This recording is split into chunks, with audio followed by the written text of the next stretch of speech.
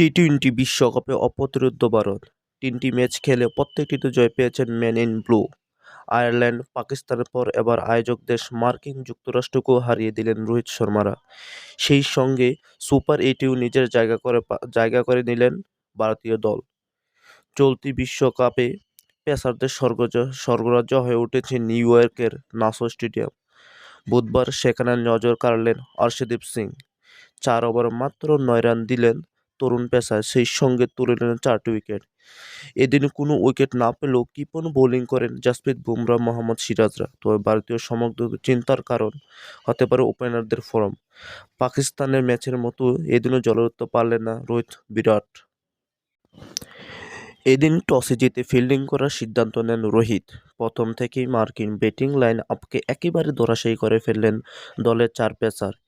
এদিন ২ উইকেট নিয়েছেন হার্দিক পান্ডিয়া, ১টি উইকেট গিয়েছে অক্ষর প্যাটেলের ঝুলিতেও।